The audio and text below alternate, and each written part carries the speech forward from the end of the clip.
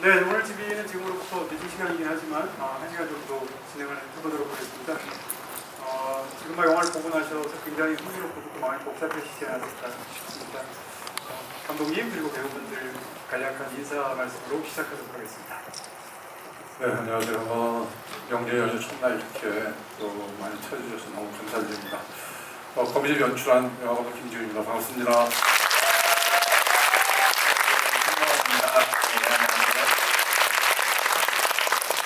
안녕하세요. 이민자를 연기한 임수정입니다. 반갑습니다.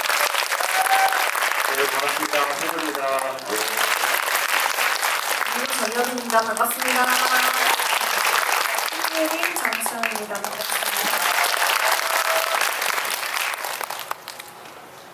네, 시작하도록 하겠습니다. 오늘 굉장히 뜻깊은 날입니다. 또 이게 명절 연휴 바로 직전이라서 그때 바쁘실 텐데 또 이게 4시간까지 다들 자리를 완전히 채워주셨고요. 더군다나 오늘 이 영화가 처음 보게 되는 개봉일입니다. 그래서 오늘 집이가 더욱더 중요한 것 같은데 감독님께서 그동안 너무 숱한 개봉일을 맞으셨겠지만 오늘 기분이 어떠신지 시작하도록 하겠습니다.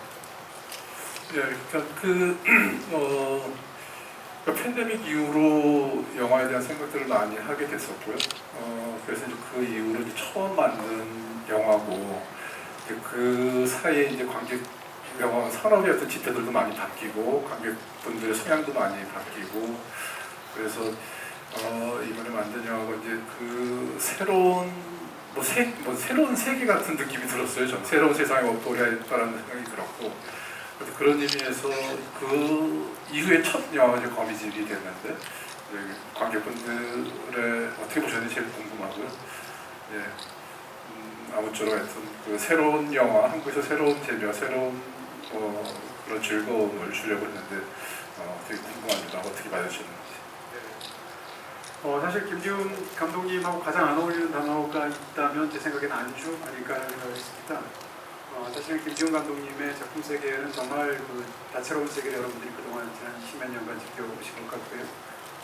마치 장르의 탐색가처럼 영화들마다 서로 다른 어떤 그런 뉘앙스와 개성을 가진 영화들로 우리를 즐겁게 해줬다 이런 생각을 항상 팬으로서 기쁜 마음으로 생각하는데 이번 영화는 근데 그 중에서도 이제 영화에 관한 영화를 찍으셨습니다. 사실은 감독들이 언젠가는 영화에 관한 영화를 찍고 싶어 하시는 것 같고 무엇보다도 다른 어떤 분야나 장르에 있는 영화들보다 영화에 관한 영화를 찍을 때 가장 부담스러워 하시면서 가장 뿌듯해 하시는 것 같아요. 그런 측면에서 이 거미집을 임하셨던 감독님의 마음이 어떠신지 그리고 또 완성하신 지금의 심정은 어떠신지요? 일단 제가 이제 영화에 관한 영화를 만들 거라는 생각은 못했었고요. 근데 가끔 그런 생각을 해요. 영화 현장에서 되게 이제 재미있는 일이나 또는 어떤 감정을 많이 건드리는 어떤 상황이거나 또는 감동받은 때도 있었고 정말 절망하고 괴로울 때도 있었고 이런 여러 이제 감정들이 있잖아요.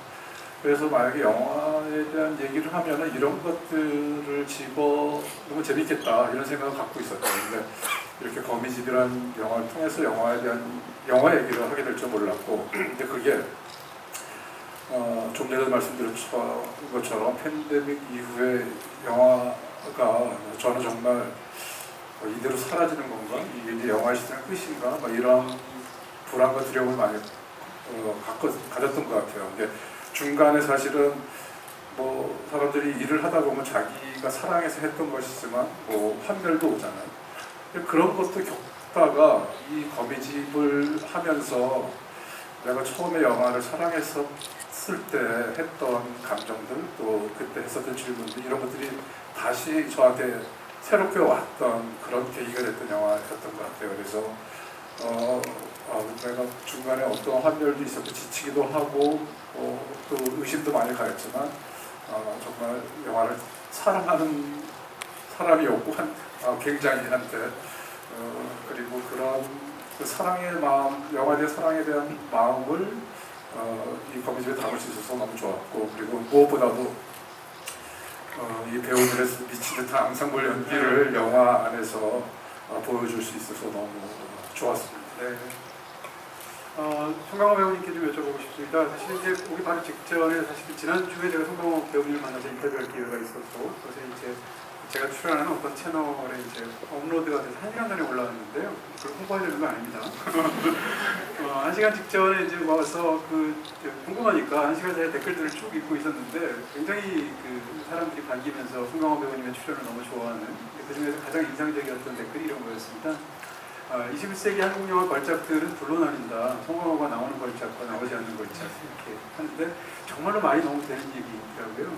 수다한 좋은 영화들 우리 팬들에게 가장 오랜 세월 선사하셨는데요. 제가 여쭤보고 싶은 건 매 영화를 만날 때마다 항상 뭐 설레시겠지만 이 영화만의 어떤 다른 점이 있었다거나 이 영화를 새로 하시게 되면서 또 느꼈던 매력적인 포인트가 있었다면 어떤 것이었을까요? 예, 저도 이제 개인적으로 올해 한 27년째 영화를 하게 되더라고요. 홍상수 감독님의 돼지가 우물에 빠진 날로 이제 단역으로 출연한 게 첫 데뷔작인데, 그게 이제 95년도 찍고 96년도 초에 개봉하고 곧바로 하반기 때 이제 이창동 감독님의 초록물고기를 촬영했으니까 한 27년이면 27년 동안 훌륭한 감독님과 운이 좋아가지고 훌륭한 감독님들과 훌륭한 동료 배우들과 같이 이렇게 작품을 쭉 해오다 보니까 좀 이게 늘 어떤 배우든 다 마찬가지겠지만 뭔가 관객들에게 팬들에게 좀 더 영화적인 어떤 뭐라고 해야 되나요? 새롭다, 신선하다 이런 걸 뛰어넘은 영화적인 모습의 어떤 작품과 어떤 배우로서의 어떤 노력하는 어떤 모습들을 보여주고 싶은 게 이제 늘 쭉 견지가 되어 왔던 것 같습니다. 그러던 차에 이 거미집이라는 김지훈 감독님과 이 훌륭한 배우들하고 같이 의도 있지만 좀 관객들에게 좀 정말 영화관에서 여러분들 지금 오늘 보셨어야 되겠지만 영화가 좋다 나쁘다 이런 걸 떠나가지고 뭔가 영화인으로서 늘 좀 살아있는 작품, 살아있는 어떤 모습들을 이렇게 보여줄 수 있다는 것이 이번에 거미집에서의 어떤 의의랄까, 좀 의미가 좀 남다른 것 같아요. 네. 사실은 이전에 이제 영화 총으로의 임수정 팬클럽이 있다 이런 소문이 있었습니다. 감독들로 이루어져 있고 주요 멤버는 이제 김지훈, 박찬욱, 허진호 이런 사람들이 있다. 이런 등등의 이야기들이 저희들이 최동원 감독 뒤에서 증언해 주시네요. 임수정 배우님을 생각하면 떠오르는 굉장히 많은 영화들이 있는데 그 중에 한 편이 바로 김지훈 감독님과 만나서 했었던 장화홍련입니다. 그때 그 영화가 나온 게 2003년도이고 2003년도는 사실은 한국 영화가 지난 한 20-30년간 가장 빛났던 그런 해가 아닌가 싶습니다. 정말 훌륭한 영화들도 많은데 그중에 장화홍련도 있었고요. 임수정 배우님의 필모에서 굉장히 중요한 작품일 텐데 20년 만에 이렇게 다시 한번 김지훈 감독님과 되게 중요한 영화에서 만나셨어요. 어떤 느낌이셨습니까? 다 마친 지금 현재 상황에서. 장나오면은 정말 저한테는 어떻게 보면 배우 지금의 제가 있게 만들어준 영화가 사실 장나오면이거든요. 그리고 신인 배우로서 또 어떤 치열한 오디션의 어떤 과정들을 통해서 간절함으로 큰 영화에 참여하게 되면서 너무나도 행복하고 또 저한테는 이루 다 말할 수 없을 정도로 특별한 영화인데요. 그로부터 감독님과의 또 다른 어떤 작업들을 늘 고대해 왔는데 너무나도 이건 정말 뭔가 사람의 어떤 이렇게까지 타이밍이 맞을 수 있을까 할 정도로 올해 이렇게 장화홍련이라는 영화를 개봉을 하고 20년이 되는 해에 제가 또 너무 운이 좋게도 감독님과 또 이 멋진 배우분들과 함께 거미집이라는 영화를 통해서 또 관객분들한테 이렇게 선보이게 되면서 또 거미집 안에서 제가 맡은 캐릭터가 베테랑 배우란 말이에요. 그러니까 이미 20년 동안 내가 배우로서 그래도 열심히 해왔구나라는 게 마치 이렇게 보답을 받는 것 같은 캐스팅 제안을 받았던 기억이 나고요. 그래서 그 어느 때보다도 사실 영광이었어요. 그래서 이번 작업이 저에게는 또 다른 하나의 또 새로운 챕터의 시작 같은 느낌이고요. 또 항상 감사하게 생각하는 점은 김지훈 감독님과의 작업을 통해서 저는 배우로서 새로운 얼굴을 매번 또 새로운 얼굴을 찾아지는 어떤 특별한 기회를 만나게 되는 것 같아요. 그래서 이민자를 연기를 하면서 지금까지는 임수정 배우를 생각하면 떠오르지 않았던 연기 어떤 톤이라든지 또 이미지 아니면 뭐 근육들, 얼굴 근육들, 또 목소리 이런 모든 것들을 보여드릴 수 있어서 저한테는 진짜 새로운 또 다른 의미의 새로운 시작인 것 같습니다. 네, 이번엔 정수정 배우님께 좀 드리도록 하겠습니다. 사실은 이 영화는 오늘 참석하지 못하신 뭐 장영남 배우님이나 또는 이제 박종수 배우님 포함해서 정말 기라성 같은 너무 뛰어난 연기로 우리들을 즐겁게 해주신 배우들이 정말 많은데 상대적으로 이제 그 뭐라고 할까요? 영화에서 연기를 하신 이력이 굉장히 적은 편이시잖아요. 그럼에도 불구하고 이제 영화를 보고 놀랐던 굉장히 많은 포인트 중에 하나가 정수정 배우님의 연기가 이물감이 전혀 없어서 사실 굉장히 놀랐고요. 연기를 하시면서 어떻게 보면 주눅이 드실 수도 있는 상황일 텐데 이런 함께했던 배우들과 했던 경험이 어떠셨는지 한번 여쭤봅니다. 저는 그냥 캐스팅이 이제 됐을 때부터 그리고 리딩 단계부터 그냥 긴장의 연속이었던 것 같아요. 이제 제가 말씀 주셨다시피 영화 경력이 별로 없다 보니까 사실 영화 현장이 어떻게 다른지도 사실 잘 모르고 뭔가 미숙한 부분들이 많았기 때문에 잘 채워서 가야겠다는 생각을 많이 하고 연습도 많이 하고 준비 많이 하면서 이제 현장에 갔는데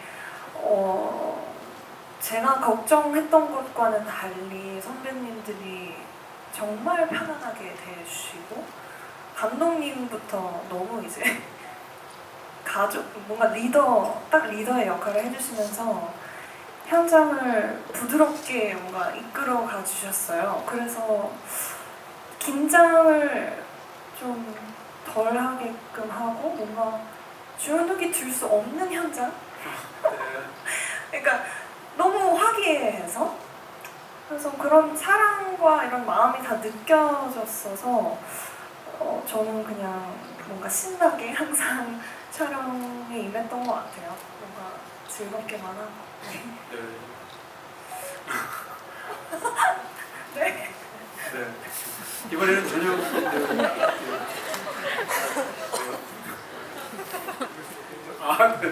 전효연 배우님께 제가 질문을 드리도록 하겠습니다. 네.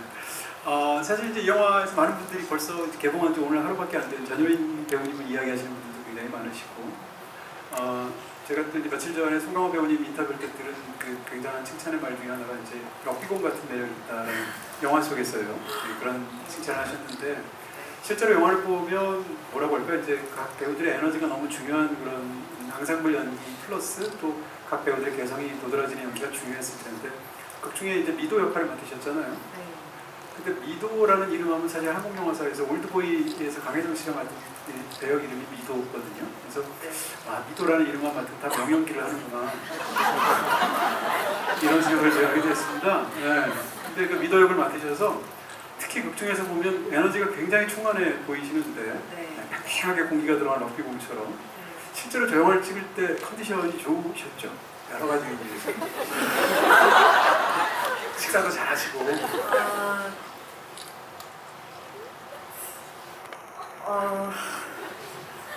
솔직하게 말해서는 저희 신체적인 컨디션이 정말 좋지 않은 상황이었고요. 네네. 일단 너의 시간 속으로라는 시리즈를 병행하고 있던 때라 제 마음과 의지와는 다르게 제 신체가 받쳐주지 못해서 사실 신체적으로 굉장히 괴로워하는 상황이었어요. 그래서 저한테는 좀 과제 같은 느낌이 들기도 했어요. 내가 이토록 사랑하고 싶고 너무나 존경하는 선배님들, 좋아하는 사람을 만나게 된 장소에서 정말 이 정도밖에 기량을 못 내는 몸 컨디션을 갖고 있다는 것 자체를 너무 좀 자책도 하고 슬퍼했어요. 되게 슬퍼했는데 그게 아무것도 아니게끔 내가 갖고 있는 지금의 상태를 한계를 벗어날 수 있도록 그리고 좀 이렇게 그 자체가 어떤 나의 한계점이라면 그거를 좀 뛰어넘게 하고 싶어하는 지는 그 껍질을 깨부시고 싶어지는 현장이었어요. 근데 그럴 수밖에 없었던 것이 너무나 훌륭한 감독님이 계셨고요. 너무 제가 사랑하고 존경에 맞이하는 우리 송강호 선배님과 수정 언니 그리고 정세 오빠 여기 또 우리 크리스탈 수정이 그리고 영남 언니 그리고 정수 선생님 그분들의 눈과 이 현장의 에너지를 보면 그냥 제가 완전히 고갈되어 있다고 생각하던 그 모든 힘이 끌어올려지는 현장이었어요. 그래서 이 연기라는 것은 정말로 혼자 하는 것이 아니구나. 내가 어떤 상대를 만났을 때 도저히 내가 상상하지 못한 에너지와 기량이 이렇게 나올 수 있는 거구나. 그래서 이 현장이라는 것은 참으로 놀랍고 신비로운 일이구나. 그래서 만약에 저의 미도가 굉장히 에너제틱했다면 그것은 제 능력으로 한 게 하나도 없어요. 정말로 저는 강호 선배님 눈에 대롱대롱 매달려 있었고요. 그리고 정말 감독님이 제게 주시는 믿음과 신뢰 그냥 그 모든 것을 흡수했기 때문에 할 수 있었던 거예요. 그래서 제 힘으로 한 것은 단 하나도 없었음을 시인합니다. 네. 아니 지금 너무 멋진 말씀해 주셔서 이 청룡영화상 여우주연상 수상을 받았어요. 지금 말씀하시고 고전의 제목으로 뽑으면 정말 좋겠다. 눈에 대롱대롱 매달려 있다는 건 진짜 정말 멋진 표현이네요. 오정세 배우님께 질문 드리겠습니다. 지금 다 제가 너무 좋아하지만 오정세 배우님 연기 진짜 좋아하고 사실은 모두가 좋아하는 코믹한 모습도 좋아하지만 정반대의 나는 나를 해고하지 않는다 같은 데서 나왔던 모습도 제가 너무 좋아하는데요. 일단 그 오정세 배우님은 이 영화 속에 맡은 배역 이름이 강호세입니다. 근데 여기 나머지 사람들이 등장하는 그 극중 인물들의 다른 이름에 비해서 호세라는 이름은 유달리 튀어 보이고요. 그 다음에 가만히 생각을 해봤더니 그동안 우리에게 즐거움을 주었던 오정세 씨가 맡았던 그 배역 이름들이 다 특이할 때 우리를 정말 사로잡았던 기억이 있습니다. 뭐 테드 창이라거나 아니면 그 스윙 댄스 같은 데 나왔던 경상이라거나 거기서도 이제 사역꾼으로 나오잖아요. 이 영화에서도 그런데 배역을 딱 이렇게 제안을 받으시면 당연히 뭐 신업이나 아니면 얘기를 들으실 거고 각본도 보시겠지만 배역 이름도 보실 텐데 강호세라는 이름 그리고 또 이런 배역을 맡으셨을 때 기분은 어떠셨는지.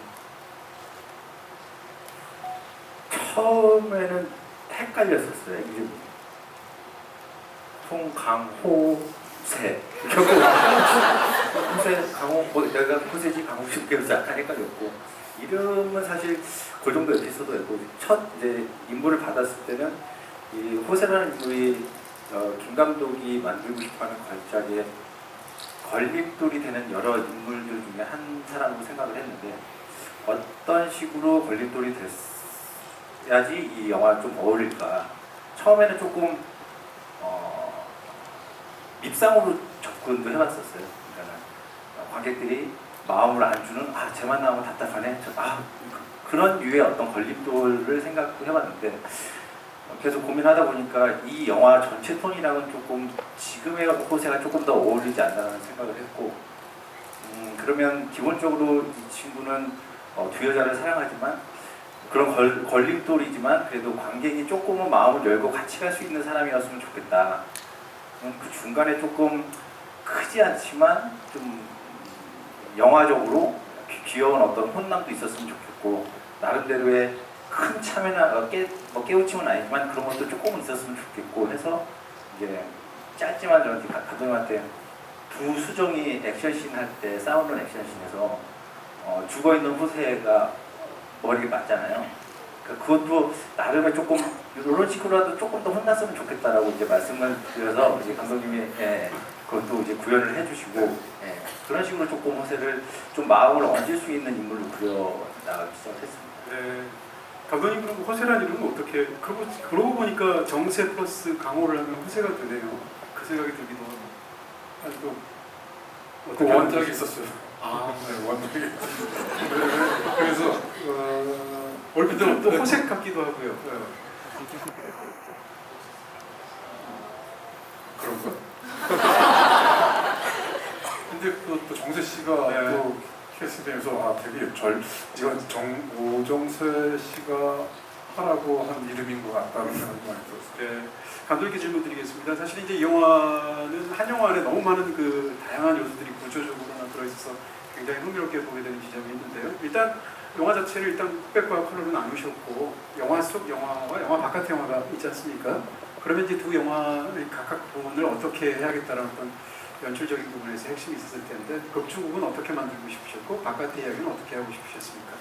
그러니까 일단 그 영화 속 영화는 60, 70년대 장르 영화들 이런 것들을 레퍼런스로 많이 생각했었어요. 히치콕의 사이코도 있고 그러니까 여성 서사가 있다는 측면에서 디아볼릭, 디아볼릭도 있고 그리고 그러니까 그 영화는 이제 여성의 어떤 그 욕망과 범죄를 이제 되게 아주 묘사한 작품으로 아주 그 기념비적인 걸작으로 장르가 걸작을 나왔는데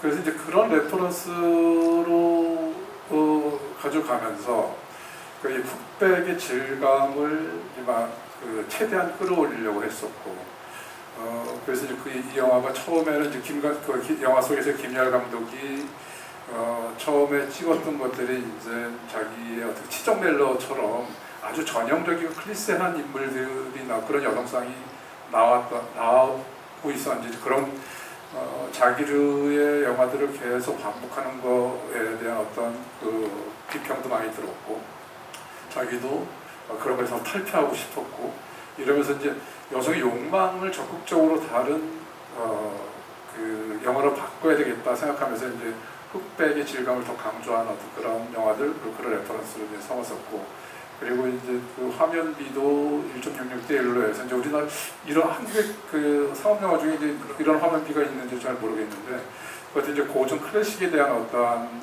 오마주 같은 그런 그리고 또 그런 무드를 이제 만들기 위해서 이제 그렇게 갔었고 그래서 현실의 영화를 보다 보면은 어느 순간 중국 영화로 이렇게 계속 이렇게 궁금해지게 만드는 어떤 그런 전략이 되게 필요했었고 또 그렇게 갔었고요.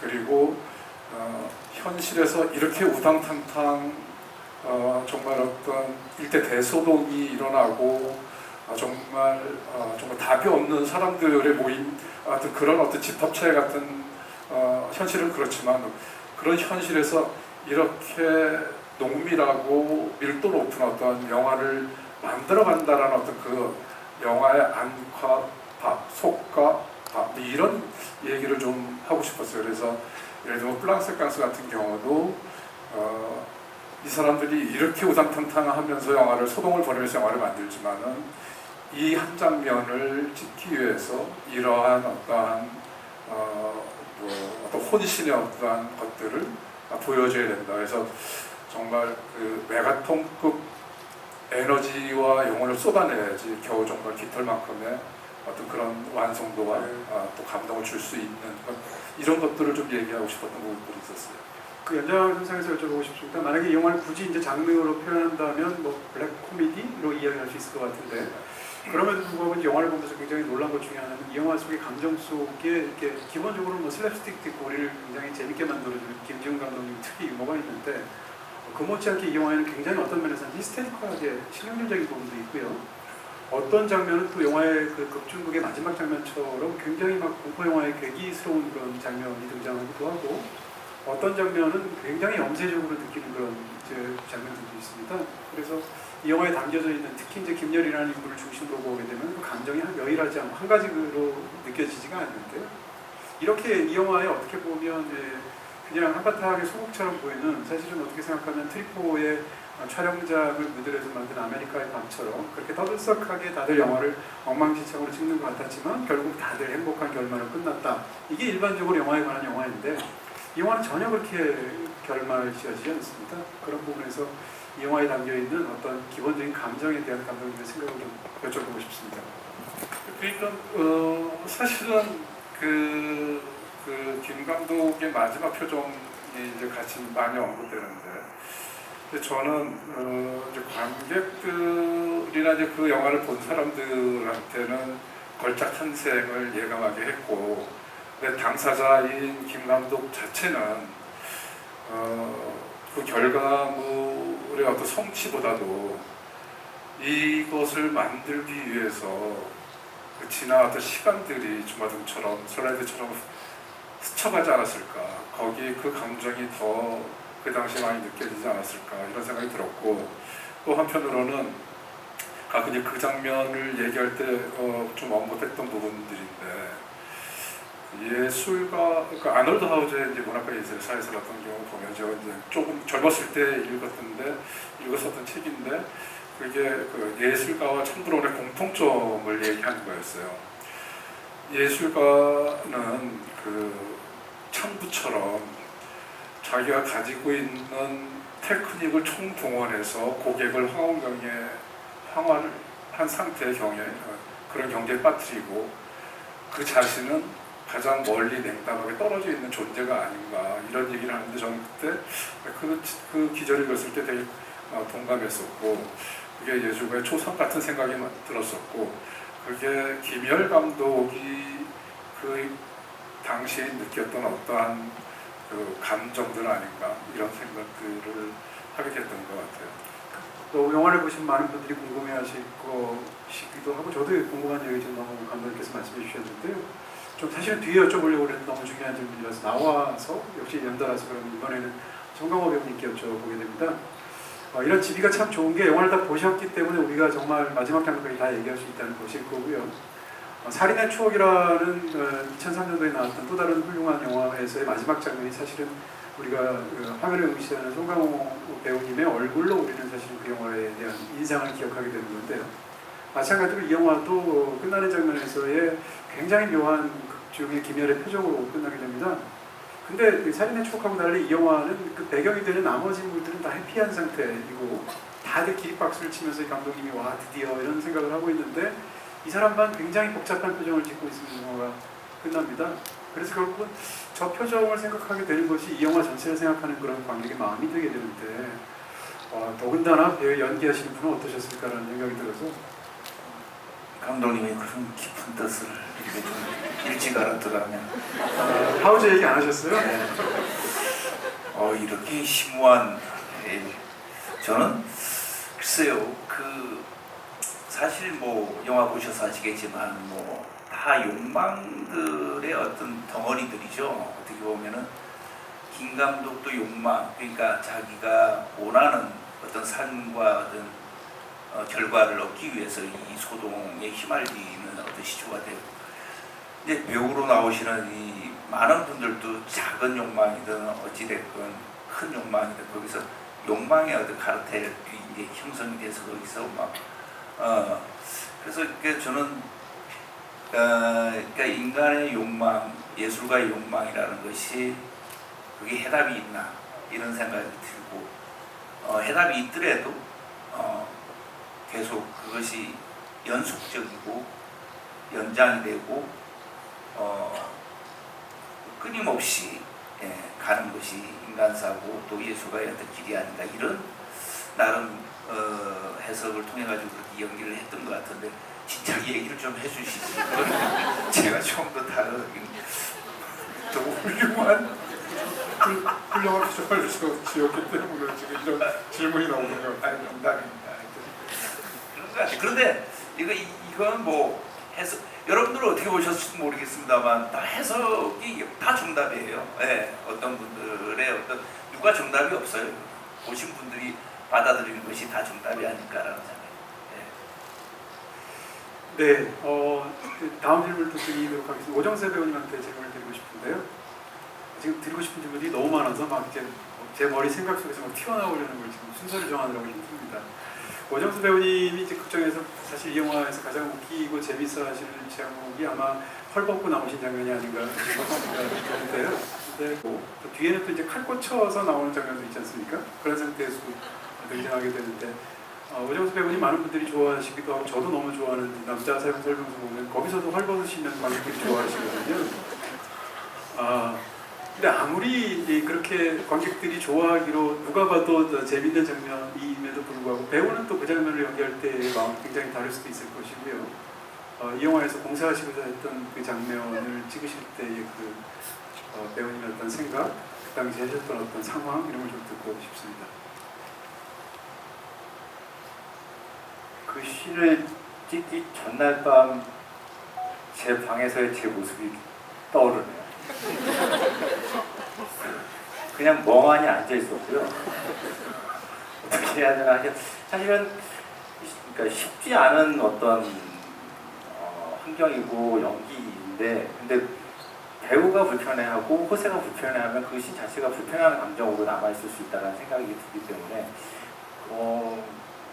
호세는 그게 아무렇지도 않은 감정이었다고 저는 생각을 했고, 창피한 것도 모르고 그냥 이게 지금 감독이 시킨 대로 빨리 해야 되는 상황만 가장 머릿속 위에 있기 때문에 거기에 그냥 충실을 하려고 했던 것 같아요. 네. 호세라는 인물은 사실은 극 중에서 베테랑 배우이고 스타임에도 불구하고 사실은 영화 속에 연기하는 것보다는 영화 바깥에서의 뭐 유린과의 관계나 이쪽에 지금 더 신경이 가 있는 그런 인물처럼 보이는데요. 예. 네. 영화 속에서 호세라는 인물을 어떻게 파악을 하시면서 연기를 하셨는지 궁금합니다. 저는 이제 두 여자를 사랑하는 한 남자가 기본 이제 시작인데, 제가 라이어라는 공연을 예전에 했었었는데요. 그 라이어라는 공연이 지금 저희 그 당시에 비슷하게 한 사람이 바람을 피면서 두 여자를 사랑하면서 계속 거짓말이 쌓여가지고 벌어지는 어떤 소동극으로 이루어지는 연극인데, 그게 재밌다 보니까 그런 에피소드들이 재밌는 게 쌓여가지고 재밌는 연극 소동극으로 되어 있을 때, 제가 이제 공연 들어갔을 때 그 연출하신 초연 연출님이 오셔서 지금 연극도 너무 좋지만 본인이 처음에 원작을 읽었을 때는 다른 기종으로 시작했던 연극이었다. 그러니까 그냥 거짓말을 하면서 벌어지는 어떤 소동극이 아니라 진심으로 두 여자를 사랑하는 한 남자의 고뇌로부터 시작되는 어떤 이야기 전개였었거든요. 그래서 저희는 그 라이어라는 좀 재미있는 연극을 연습할 때 이제 감정적으로 가지마! 떠나지마! 정말 막 감정적으로 막 울면서 연습을 하고 그 위에 어떤 코미디를 쌓는 연습을 했던 경험이 있어서 저한테는 조금 호세를 그런 결로 좀 접근을 했던 것 같아요. 그러니까 보는 사람들은 어떤 두 가지 잘못된 사랑이라고 착각하는 어떤 감정이지만, 이 호세는 진심으로 얘도 사랑하고, 근데 진심으로 얘도 사랑하는 한 인물로 좀 단추를 끼우면 어떨까라는 생각으로 접근을 했던 것 같습니다. 네, 다만 진심이 두 개일 뿐인 사람인 거죠. 네. 네. 이번에 전여빈 배우님께 또 여쭤보고 싶습니다. 저는 사실 이제 이 배우들의 이제 저 연기를 모르는 그런 문외한 입장에서 볼 때 굉장히 인상적으로 보는 연기 중에 하나가 노래 못하는 연기 이런 거 볼 때 굉장히 잘 보거든요. 왜냐하면 대부분 사람들이 노래를 잘할 텐데 그 중에서 노래를 못하는 거를 연기하는 장면 이런 건데, 전여빈 배우님 보면 이 영화에서 연기 못하는 연기를 하고 계시지 않습니까? 연기 못함을 연기하고 계시는데요. 그런 장면을 연기할 때는 어떤 건지 좀 굉장히 궁금해지네요. 참 제가 운이 좋게도 강호 선배님께서 친히 이제 저에게 어떤 아주 귀한 재료를 풍랑 내어주셨어요. 뭐 약간 이런 거 어떻냐고. 근데 그게 너무나 좋은 재료여서 그걸 좀 흡수시켜서 사용을 했고요. 사실 강호 선배님의 지대한 영향이 있으셨고, 그리고 구체적으로 어떤 건지 조금 더 얘기해 주실 수 없나요? 선배님께서 여빈아 혹시 이런 건 어때 하면서 이렇게 좀 시연을 해주셨어요. 그래서 선배님 그거 좋은 것 같아요. 그러면서 저 좋습니다. 그래서 그걸 그냥 흡수해서 좀 따라하려고 했고, 근데 이제 어쨌든 그런 장면이 또 너무 가도 안 되고 또 너무 안 가도 되는, 어떤 때는 이제 저도 한 인간으로서 멋있어 보이고 싶은 사람이자 멋있어 보이고 싶은 배우이니까요. 그래서 좀 그거를 좀 깨는 용기도 좀 필요했고요. 그리고 또 어느 순간은 또 그게 되게 희극적인 장면이니까 제가 훨씬 더 막 앞서 나가고 싶은 마음이 들 때도 있거든요. 이제 또 그럴 때는 또 이제 지훈 감독님께서 여빈 이 정도까지가 딱 좋을 것 같은데 약간 그렇게 톤을 또 잡아주시고, 또 강호 선배님께서 여빈아 더 해도 돼 하고 끌어주시고, 네, 그런 상황에서 이제 씬을 만들어낼 수 있었습니다. 네. 임수정 배우님께 질문 드립니다. 임수정 배우님의 연기를 너무 좋아하는 사람 입장에서 사실은 이 배우의 다양한 얼굴들을 나는 상당 부분 알고 있다라고 생각을 했었는데 이 영화를 보면서 사실은 어떤 장면은 저 사람이 정말 임수정인가라고 생각될 정도로 달라 보입니다.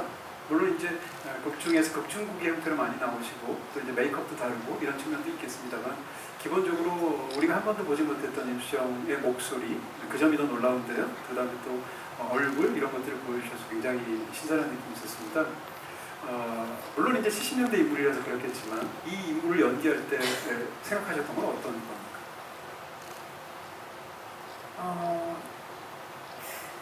이제 김열 감독이 바뀌기 전에 시나리오에 이제 이게 촬영이 된 부분에서는 사실 이민자가 그 당시에 어떤 여성상을 그대로 이제 보여주고 있죠. 그러니까 혐오연체적인 어떤 그 자신의 환경에 처해진 상황에 좀 더 순정적인 그런 이제 캐릭터로 보여지다가 바뀌고 난 다음부터는 진짜 순수하게 자신의 욕망을 거침없이 드러내는 캐릭터로 이제 변화가 되는데요. 그러면서 어쩌면 저도 정말 한 번도 해보지 않았던 어떤 그 텐션의 어떤 높이와 높낮이를 그 강도 이런 것들을 그러니까 저도 연기적으로 확장을 해볼 수 있는 이런 캐릭터를 만났다는 것 자체가 정말 운이 좋다는 생각이 들고요. 배우로서는 사실 안 해봤던 톤이기 때문에 현장에서는 또 그 고도의 어떤 높은 텐션으로 연기를 해야 되는데 매 테이크마다 좀 체력적으로 힘이 들긴 했는데 네, 그리고 그 목도 금방 약간 이제 쉬어지고 그래서 원하던 연기 톤이 막 계속해서 나오지 않고 체력이 고갈됨을 느끼면서 정신이 혼미해져서 약간 마음이 좀 아쉬웠던 적도 있었는데 그래도 너무 다행스러웠던 거는요. 이제 함께 같이 그 대부분의 씬을 저는 이제 그 극중의 배우들하고 함께 촬영을 했는데 그래서 조금 서로의 연기를 보면서 좀 어떻게 빌드업을 시킬 수 있었던 것 같아요. 그래서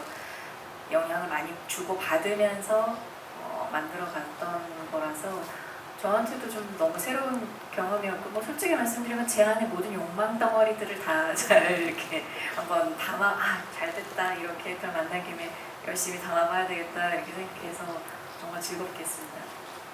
이번에 정수영 배우님께 질문 드리겠습니다. 이 영화에서 이제 정수영 배우님과 관련돼서 좀 놀란 것 중에 하나가 저는 이제 표면적으로 알고 있는 그 스타로스의 화려한 모습만 기억하고 있다가 영화 속에 등장하는 모습이 굉장히 고전적이라는 데서 이제 무척이나 놀랐습니다. 왜냐하면 아마도 추측컨대 이 정수영 배우님의 큰 이모 정도의 그런 시대가 아닐까 싶을 정도의 그 당시엔 당연히 태어나시지도 않으셨을 것 같고요. 그런데 영화에서 등장하는 70년대 사람처럼 보이는 그런 느낌이 있고 어떤 그런 이 영화의 어떤 상황하고 굉장히 잘 어울린다는 느낌이 있었습니다. 그런 것을 체화하기 위해서 본인이 어떻게 시도하셨다거나 생각하신 부분이 있다면 어떤 걸까요? 아니면 원래 그렇게 고전적인 품격을 타고났다 이렇게 얘기하시죠? 1% 있다고 봅니다. 네, 근데 이제 저는 평소에도 이제 제가 살아보지 못했던 그 시대에 뭔가 궁금증이 항상 있거든요. 그때 음악도 좋아하고 영화도 좋아하고 뭐 패션은 물론이고 그래서 항상 좋아했는데 이제 이 70년대의 배경의 영화를 하게 되어서 이제 또다시 서치가 시작이 된 거죠. 뭐 그때 영상, 뭐 영화 클립 같은 것들도 많이 보고 뭐 이 룩을 위해서는 뭐 이제 잡지 같은 것도 많이 찾아보면서 뭔가 최대한 일단은 뭔가 외적으로 이게 받아들여지게끔 하려고 노력했던 것 같아요. 그리고 이제 말투 같은 것도 이제 감독님의 시범에 따라서 이렇게 잘 열심히 감독님 옛날 분이시니까 정말 제일 잘하시거든요. 그 70년대 말투를. 그러실 수밖에 없을 거예요. 네, 그래서 그렇게 열심히 준비해서 했습니다. 송강호 배우님께도 질문을 좀 꼭 드리고 싶습니다. 사실 이제 이 영화를 보면서 이제 그 굉장히 재밌고 좀 놀랍기도 한 측면이 이게 시공간이 시기적으로도 한 이틀간에 걸쳐서 제한이 되어 있고 공간적으로도 센터 안에서 사실상 모든 게 다 있어서 영화가 굉장히 어떻게 보면 약간 관객 입장에서는 정적이고 폐소공포증 같은 게 느껴질 수도 있을 것 같은데 전혀 그렇지 않고 인물의 어떤 뭐 동선이나 행동이나 뭐 감정이나 이런 것 굉장히 활발하게 터뜨리는 그런 영화라서 더 흥미로운 것은 이제 극중에 등장하는 모든 배우들이 다들 어떤 장면에서 다들 악을 쓰고 있고 발산하고 있고 소리를 지르고 있고 대부분 다 원심력으로 연기하는 것 같은 느낌이 있습니다. 그런데 흥미롭게도 이 김열이라는 인물은 극중에서 다른 사람들의 감정적인 것과 정반대로 있는 상태가 굉장히 많은 것처럼 느껴집니다. 그러니까 다른 배우들은 다 원심력으로 연기를 해야 되는 상황에서 혼자 구심력으로 연기해야 되는 것 같고 정작 이 인물이 발산하게 되는 건 혼자 있을 때처럼 보이기도 하거든요. 이 영화처럼 떠들썩하고 소극 같은 영화 속에서 이 영화의 중심을 계속 가져가야 되는 캐릭터로서 연기하실 때 어떤 마음이셨는지 궁금합니다. 우선 뭐 김기훈 감독님이 처음에 많이 이렇게 좀 잡아주신 것 같아요. 저도 처음에 이 영화의 어떤 그 중심을 어떻게 잡을까, 그러니까 전체적인 톤을 어떤 느낌으로 그리고 그런 것들이 좀 어렵기도 하고 그래서 개인적으로 뭐 한 두어 번 따로 또 리딩 연습도 하고 뭐 그런 과정이 있었는데 아무튼 그런 어떤 많은 이게 지도라고 해야 되나 감독님의 어떤 말씀들이 굉장히 큰 도움이 됐고요. 전체적으로 김열이라는 사람을 통해 가지고 이 공간 그리고 이 우리 모든 캐릭터들의 어떤 입체감들이 돋보여야 되니까 그 입체적인 어떤 그리고 이게 그러다 보니까 자연스럽게 김열이라는 인물의 어떤 다면성이라고 해야 되나요? 그런 것들이 저절로 나오지 않았나 이렇게 생각이 들고 다 이 모든 것은 김지훈 감독님의 어떤 치밀한 설계에 이루어진 것 같아요. 돌이켜 생각해 보면. 네, 저는 이제 한없이 여쭤보고 싶은데 시간이 한정되어 있어서요. 제가 지금 마지막으로 감독님께 질문 두 가지만 드리고 여러분께 짤막한 질문의 시간을 갖도록 하겠습니다. 궁금한 거 생각하셨다가 한 분당 하나씩만 이렇게 질문해 주셔서 감사하겠습니다. 죄송합니다. 저는 길게 하고 짧게 하라고 그래서 감독님께 질문 드리고 싶습니다. 영화에서 굉장히 중요하게 생각되는 부분들 저로서는 그런 질문 드리고 싶은데 일단 이 영화에서 전체적인 전제가 저한테는 굉장히 이상하고도 흥미롭습니다. 무슨 얘기인가 하면 영화를 통째로 다시 찍고 새로운 영화를 찍으면 걸작을 찍을 수 있다라고 믿는 게 아니라 다 찍은 영화의 결말만 다시 찍으면 걸작이 될 수 있다라는 이야기이고요. 그 다음에 새로 찍는 것이 아니라 재촬영하는 것이다라는 것이고 그것은 이제 제한된 시간 안에서 하는 것이고 더군다나 그 모든 것에 동력이 된 것은 영화의 첫 장면을 보면 꿈이 일러준 대로이지 않습니까? 이런 설정들은 사실 굉장히 흥미로워서 이런 독특한 부분들이 들어가서 이 걸작을 만들어가겠다는 사람의 어떤 야망과 집착으로 가게 된 애초에 그 설정의 이유라고 그럴까요? 이런 걸 좀 여쭤보고 싶습니다. 실제로 제 경험상 영화를 만들고 나서 뭐 결과가 그 관객분들한테 결과가 나왔을 때나 아니면 편집이 다 했을 때나 그러니까 그럴 때까지도 감독은 계속 이게 맞는 건지에 대한 의심이 들어요. 의문이 들고 그래서 예를 들면 지금 거미집 같은 경우에도 엔딩의 모습을 김 감독이 웃었어야 되나 만족하나 얼굴에 표정을 줘야 됐으나 뭐 이런 거에 끊임없이 지금까지도 계속 왔다 갔다 하고요. 그러니까 하여튼 그런 면에서 그 감독이라는 사람은 영화를 전 모르겠어요. 다른 감독들은 어떤 확신에서 영화를 만드는지 모르겠고 또 그런 확신에서 만드는 감독들도 있겠죠. 근데 저는 끝까지 그냥 영화가 너무 저한테는 그냥 생물 같고 그냥 뭔가 이렇게 예민한 촉수를 가진 어떤 생물체 같아가지고 조금만 그 큰 그림을 가지고 와서 영화를 만들긴 하지만은 그날의 컨디션, 그날의 공기, 뭐 이런 뭐 습도, 온도, 뭐 이런 것들 해서 저는 크게 좌우되는 스타일이고 또 그래서 그런 것 때문에 현장에서 되게 예민하게 되게 좀 보는 편이에요. 그래서 새로운 것도 이게 얘가 도대체 뭐 어디로 가려고 그러는 것인지를 계속 끊임없이 주시하고 있기 때문에 그래서 엔딩에 대한 그 강박들이 제일 좀 큰 편이에요. 그래서 엔딩이 그러니까 김열 감독의 마지막 표정에 의해서도 관객들의 반응들이 이렇게 크게 다른데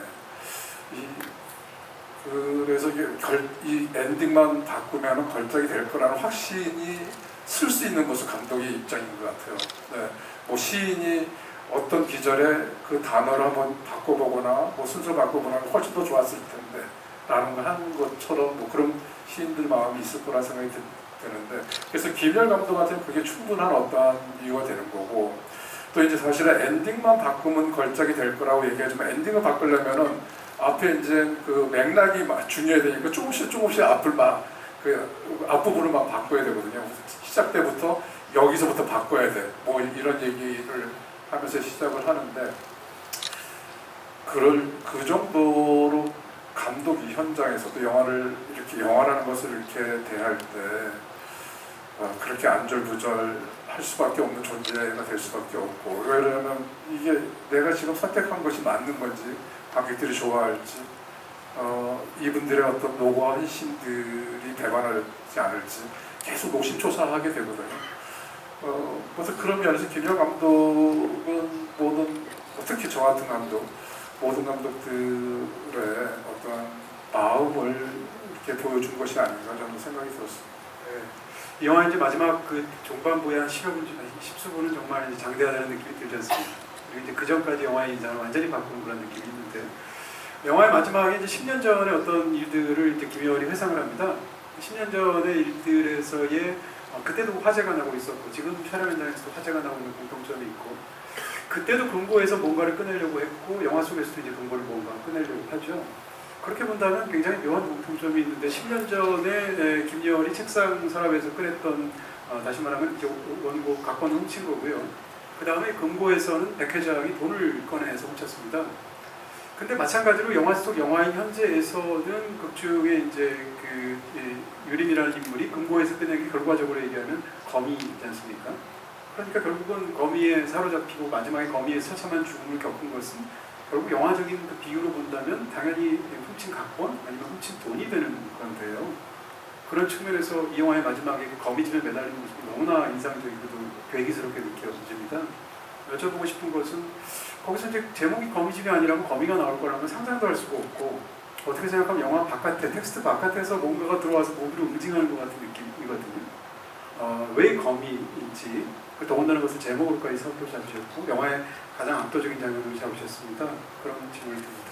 네, 그 거미집이 원작이 거미집 제목이 원작이었고 제가 이제 각색을 하면서 원작자한테 왜 거미집이냐였냐라고 물어보진 않았어요. 제가 안 바꾸실 것 자체가 그렇죠. 중요한 상태. 그래서 이걸 어쨌든 내가 해석을 해야 되고 어떤 재해석도 해야 되고 어떤 재정리를 해야 되는데 그래서 왜 거미집일까를 이제 곰곰이 생각했었고 이게 어떤 욕망에 관한 얘기일 수 있겠구나 이 거미집이라는 어떤 자체가 그리고 여러 가지 몇 가지 일이 있어요. 또 거미라는 것은 또 이 영화에서 이제 영화 뒷부분에 나오는 어떤 그 스릴러 호러 같은 느낌이 있어서 거미들은 사람이 부재한 곳에 이렇게 이제 많이 지고 있고 사람이 사라졌거나 없거나 있지 않은 어떤 그런 어떤 공포 영화나 스릴러 같은 그 크리세 같은 느낌도 들고 그리고 거미라는 그 거미집을 지어놓고 뭔가를 걸려들게 하는 그런 어떤 욕망을 가져다주는 집을 멋지게 지어놓고 거기에 뭔가라도 걸리기만 하라는 어떤 안간힘과 어떤 바람은 감독의 존재 같다라는 생각도 들어요. 그러니까 영화를 만들면서 이렇게 뭐 그냥 우스꽝스럽게 만든 거지만 거기에는 엄청난 어떤 플랜과 어떤 뭐 이렇게 그 영화적인 어떤 이런 것들을 짜놨는데 그런 거에 걸려드는 어떤 기다리는 존재가 또 감독의 존재가 아닌가 생각이 들고 결국 이제 그 금고 안에 있는 것은 그리고 그 거미는 사실은 욕망의 집합체고 덩어리고 하나의 어떤 그 핵심인 거죠. 그래서 거기에 결국 그 욕망에 걸려들고 욕망에 꼼짝달싹 못하게 된 것이 사람들의 어떤 그 운명 아닐까? 여기 나오는 사람들의 또 인간들의 어떤 모습 아닐까? 뭐 이런 생각을 하게 됐던 거죠. 네, 감사합니다. 자, 지금부터 여러분께 마이크가 준비가 되어 있고요. 손을 드시면 제가 시작하도록 하겠습니다. 네, 이쪽 끝에 있는 분은 마이크가 어디 있죠 지금? 네, 그 저기 있는 분부터 할까요? 네. 손 계속 들고 계시겠어요? 지금 내리신 분. 네. 네네. 그 더 바깥쪽에 계신 분 먼저 할까요? 네, 잘 봤습니다. 영화관에 오길 잘했다는 생각이 들었고요. 그 궁금한 게 진짜 범인을 쓰셨잖아요, 영화에서. 그 이유가 배우의 진짜 모습을 보여주는 게 되게 중요하다라는 내용이 되게 인상적이었거든요. 그래서 여기 계신 분들 배우신데 그 진짜 모습을 항상 보여주기 위해서 어떤 노력들을 하는지 그 송강호 배우님께 여쭤보고 싶습니다. 사람이지만 노력은 하고 있습니다. 그래서 그 장면이 70년대 초 저도 들은 얘기인데 그때는 뭐 CG나 뭐 이런 게 전혀 안 될 때고 그래서 정말 그 순수한 그 어떤 열정적인 감독님의 예술고원을 불태우시고 또 정말 생생한 장면을 얻기 위해서 그런 방법도 쓰신 분도 계셨다라는 얘기가 유명하죠. 그리고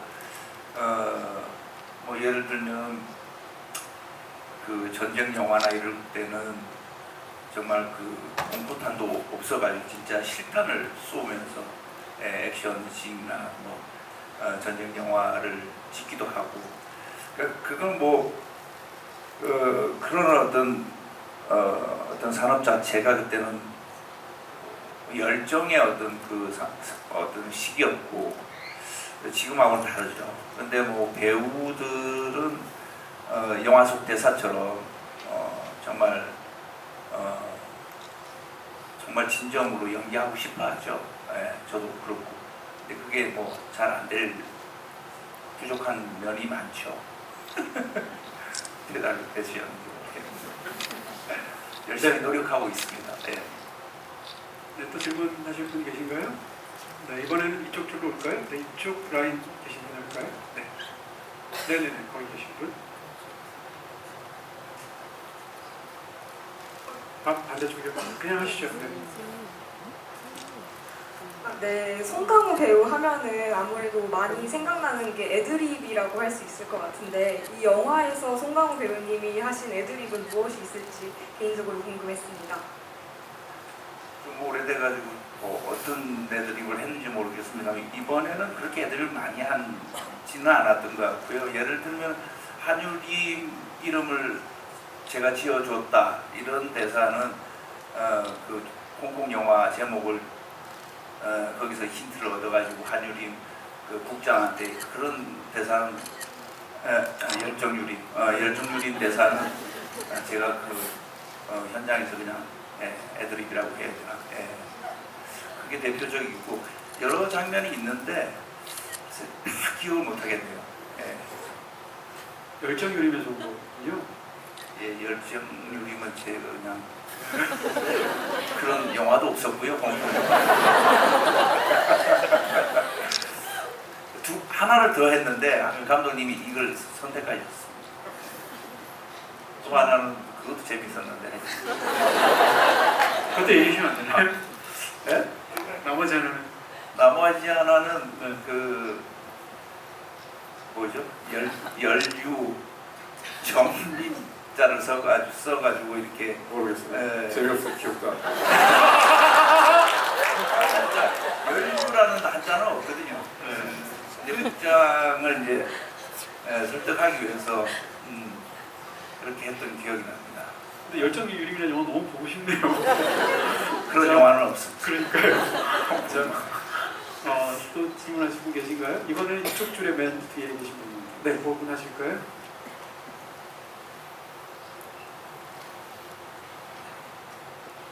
이 거미집이라는 영화가 액자식 영화로 구성이 되어 있잖아요.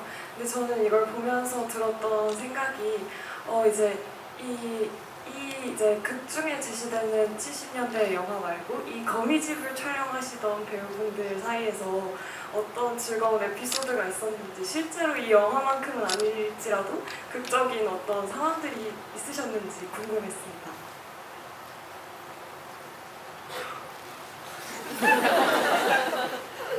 다들 한 번만 보고 계시는데 지금. 극중 극을 찍을 때 재밌었던 에피소드를 봤습니다. 전 개인적으로는 저도 이 영화에서 애드립이 거의 많이 없었었는데 기억에 남는 게 그 화재 신이 일어나고 다 이제 뛰쳐나오는 신 리허설을 이제 해갖고 저는 유리미를 데리고 나와야 되는데 정말로 처음에 리허설을 하는데 유리미가 어딘지 못 찾겠는 거예요. 거기까지 하다가 그게 이제 생각나서 다른 스텝을 데리고 나오는 동선을 이제 감독님께 말씀드렸더니 그걸로 가자 해서 이렇게 만들어졌던, 현장에서 만들어졌던 기억이 있네요. 괴물의 한 장면 같네요. 자기 딸을 데리고 오려고 또 다른 딸을 데리고 뛰는 장면이 괴물에 등장하는데. 네. 또 질문하실 분 계신가요? 이번엔 좀 앞쪽으로 하겠습니다. 여기 계십니다. 네. 더 앞쪽으로 올까요? 너무 뒤쪽만 했습니다. 손 드시겠습니까? 네. 14년 때 정수정이라고 쓰신 분이라고 말하면 되는데. 그 정수정 배우가 지금 13년째 연기를 하고 있는데 보통 이제 드라마 작품을 많이 했었고 최근에 영화 같은 경우도 좀 소규모 작품을 하다가 이번에 아무래도 대선배님들과 그리고 좋은 감독님과 촬영을 했는데 아무래도 기존의 이제 스케일이 다 비교적 작았던 작품과 이번 작품과 촬영을 하면서 좀 좋았던 점 혹은 불편했던 점 이런 차이점이 있을지 궁금합니다. 일단 저는 13년 연기했다고 할 수는 없을 것 같아요. 저 데뷔한 지가 이제 14년이 됐는데 네, 가수 처음에 시트콤으로 시작해서 이제 뭔가 제가 연기에 조금 연기를 임하는 자세가 좀 달라지기 시작한 게 이제 사실 얼마 안 된 것 같아요. 한 4, 5년쯤 돼서부터 이제 좀 정식으로 드라마도 좀 많이 찍고 이제 독립영화도 찍으면서 경험을 쌓았는데 이 작품에 들어오게 된 건 저한테 너무 큰 기회고 배울 점이 너무나 많은 현장이니까. 근데 막 이렇게 다른 현장들과 엄청 특별하게 다른 건 사실 잘 몰랐어요. 왜냐면 똑같이 배우들이 있고 똑같이 스태프분도 있고 똑같은 이렇게 제작 현장이니까.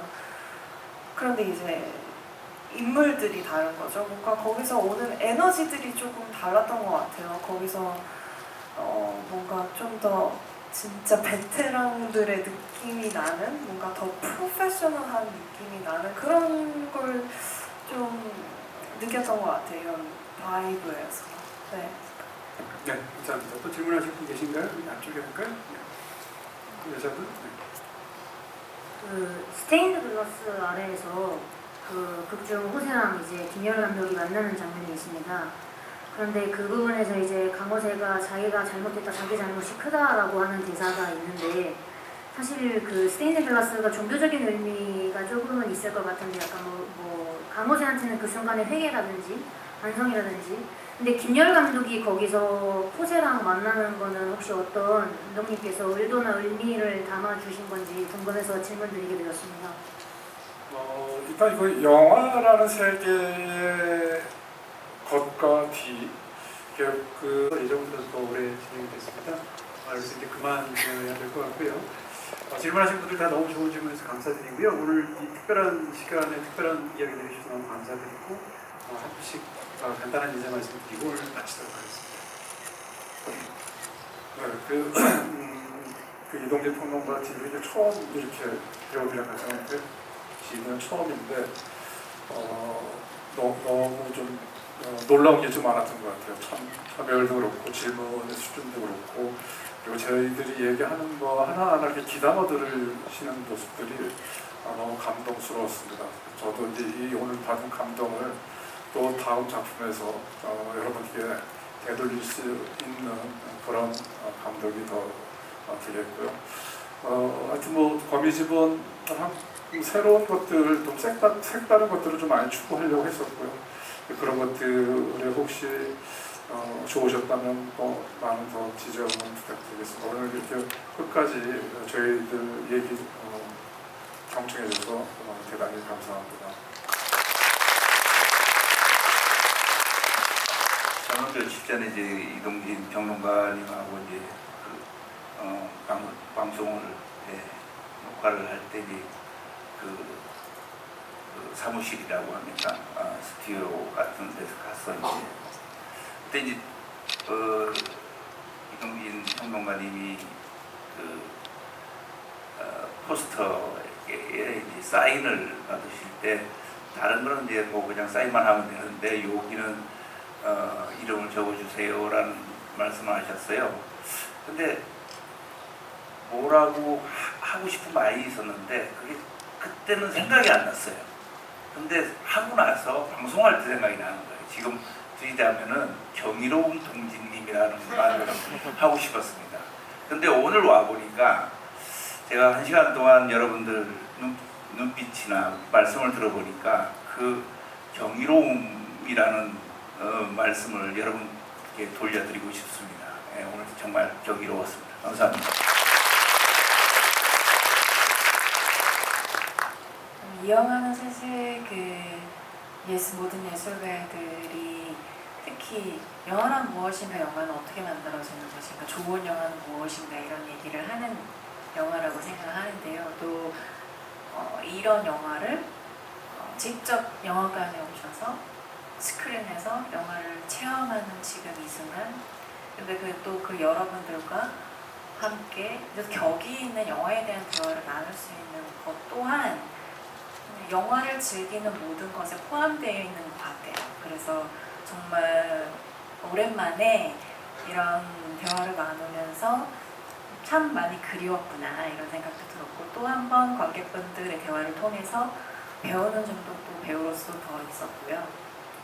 앞으로도 더 좋은 이런 순간들을 만나면 좋겠다 하고 혼자 잠시 상념에 빠졌습니다. 오늘 너무 즐겁게 영화 관람해 주셔서 감사드리고 역시 한국 관객분들이 최고입니다. 감사합니다.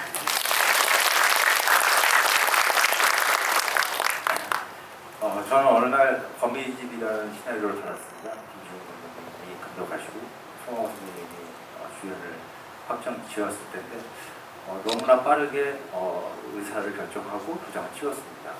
근데 돌이켜보면은 저한테는 그냥 되게 긴 여정이었던 것 같아요.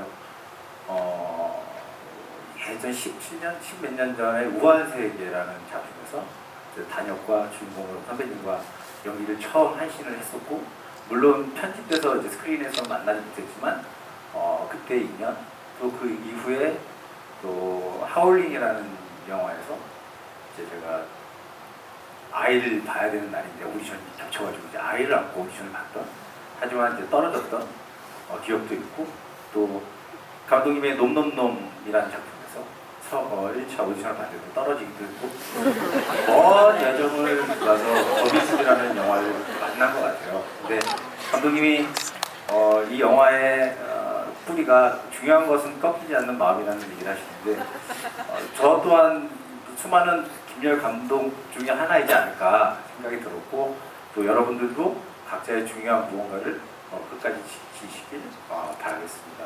네, 저한테는 의미 있는 영화였습니다. 감사합니다.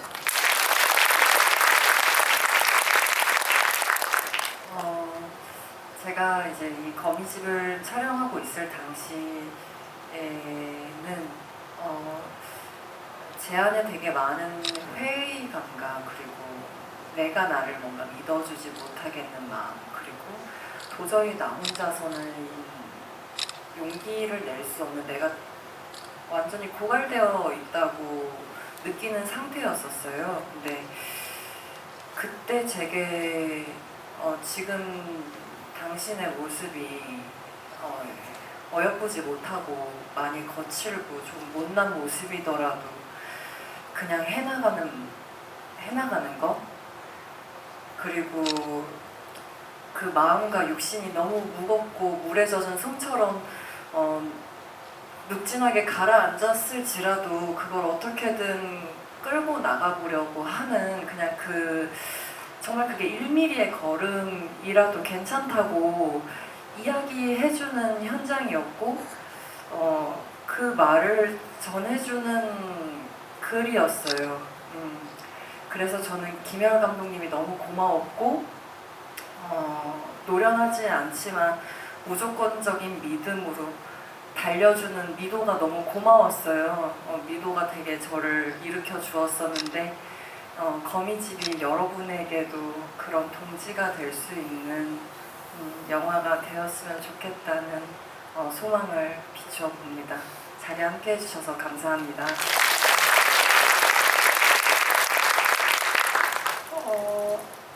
저도 이제 캐스팅 이 작품을 함께 하는 순간부터 지금까지도 좀 다 너무 새롭고 뭔가 처음인 순간들의 연속인데, 뭐 현장의 기억을 떠올리면 행복하고 설렜던 기억뿐이에요. 그리고 지금 또한 마찬가지고, 그리고 영화를 사랑하시는 분들과 함께 이렇게 있을 수 있어서 뭔가 설레는 저의 이제 뭔가 여정에 함께 할 수 있어서 정말 좋았던 순간이었습니다. 오늘 와주셔서 감사합니다. 감사합니다.